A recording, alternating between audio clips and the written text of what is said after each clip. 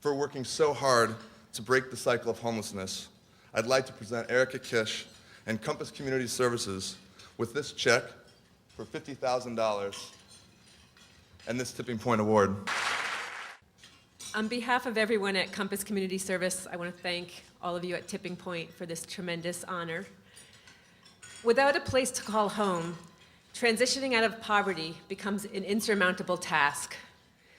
But you can't just give people a place to stay and expect them to change. Sorry. You have to look at every single component of a family's well-being and provide them with the skills and the tools and the opportunities to become self-sufficient. Similarly, Tipping Point knows that money alone is not enough. They provide their grantees with the tools required to be successful. They want to be involved in every aspect of the organization, not just the programming, but the operations as well, the nitty-gritty. They don't just give dollars away, they help us to use them as effectively as possible. When our clients slip up, they know that they can call us and tell us what's wrong, and they know that we'll do everything in our power to help them get back on track. Tipping Point gives us a place to call when we have a problem. Typically, you'd be a little nervous to call a funder and tell them what's not working, afraid you'd lose dollars that are particularly valuable in this critical economic time.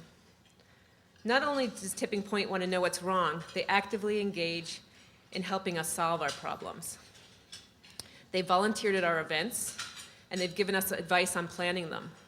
They've helped us to find board members and lobbied on our behalf to engage partners like Taproot and the Bridgespan Group. 80% of our clients struggle with mental health. Tipping Point provided us with an intern and staff development to meet those needs. If you tell them what you need, they'll do whatever it takes to help you move ahead. Once again, I want to thank Tipping Point for this award and for their amazing ongoing support. And then I want to introduce you to one of Compass's fabulous staff members, Leonardo Guzman. Thank you.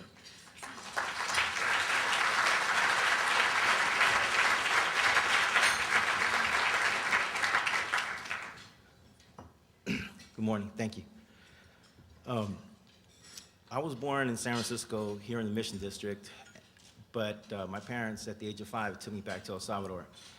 I remember when I was small, that my friends back there thought that I was rich because I had shoes. In El Salvador, the majority of people are poor. You don't have this strong contrast between the haves and the have-nots. What there are just degrees of people not having things. It isn't like San Francisco, where the Nightmare of the Tenderloin that's just up the street exists just a couple blocks. We're just sitting there right here this morning. One of the reasons that I'm good at what I do at Compass is because I've lived at the life that these clients are living every day. I've walked in their shoes. I've been homeless, I've struggled with addiction, and I've been confronted with incarceration and the possibility of not seeing my 3 daughters grow up. And because at one point I took so much from this community, working at Compass has given me a chance to give back. Connecting Point, one of Compass's 4 programs, is truly on the front lines of homelessness. It's the central intake point for the family shelter system in San Francisco. If you're in a crisis, we're the ones you call. As a case manager, answering phones, you hear it all. People coming back from jail, women that are in abusive relationships, undocumented immigrants who can't find work and they're desperate. The one thing all these people have in common, aside from not having a place to live, is that they all have children. And regardless of how you feel about the choices that some of these parents have made or the reasons that they've become homeless, without intervention, it's the children that suffer.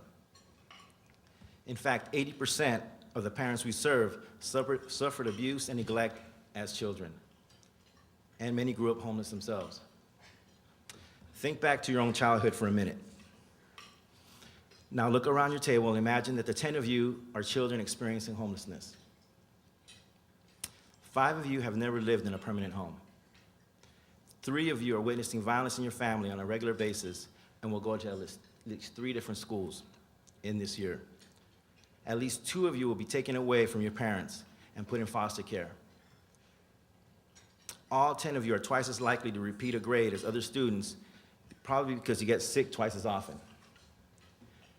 You have twice as many ear infections, 4 times as many asthma attacks, and 5 times as many stomach aches.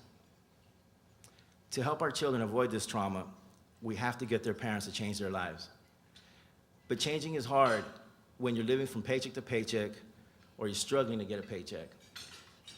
Often families are forced to choose between buying food or medicine or paying the rent. Families who come to Connecting Points receive diapers, basic toiletries, and access to our food pantries 3 times a week. On Mondays, a nurse practitioner provides free medical care on site. Thanks to Tipping Point, we now have single stop, which means we can screen families and ensure they're all getting the public benefits that they're entitled to. Things like food stamps, childcare, and earned income tax credit help our families make ends meet so they don't end up on the waiting list for temporary shelter. But because the economy is the way it is, this list is getting longer. The average wait for a 90-day stay at one of the shelters in San Francisco right now is at least 130 days. So right now, families are waiting actually longer than the amount to get to stay there. Our eviction prevention rental assistance programs help keep working families off the waiting list by providing them with the funds to stay together and in their homes while they get back on their feet. However, when the waiting list is inedible, we engage parents in things like therapy, job readiness, parenting classes, and substance abuse treatment. Likewise, helping kids survive the stigma of being homeless, especially the teenagers, is key. We make sure kids are in school and have access to mental health services. But Compass is more than just providing service. It's about establishing relationships. Every point of contact gives our staff a chance to say, hang in there, don't lose hope until the shelter spot becomes available. This year, our Halloween party hosted 200 families, and right now we are collecting gifts for 1,200 children for the holidays. When we can, we send families to the Giant games or tickets to the circus, anything to help them suspend reality for a bit and have fun together as a family. When families finally do get a spot at Compass Family Center, as a shelter coordinator, it's my job to enforce the rules there. Residents are required to save 75% of their income. Families must learn how to sacrifice and stick to a budget if they're going to become homeless again. We are located at the corner of Turk and Taylor. The neighborhood is littered with drugs, alcohol, and addicts. But if a family wants to stay with us, they have to be drug-free or in treatment. Parents are also required to attend at least 2 case management meetings a week and at least 1 community meeting a week. Nobody likes being the bad guy, and the hardest thing to do in this position and for us as case managers is ask family to leave, put them back on the streets or back to the emergency center. But last week, I listened to our staff plead the cases of 160 families that are waiting right now for 1 room, a 4-person room.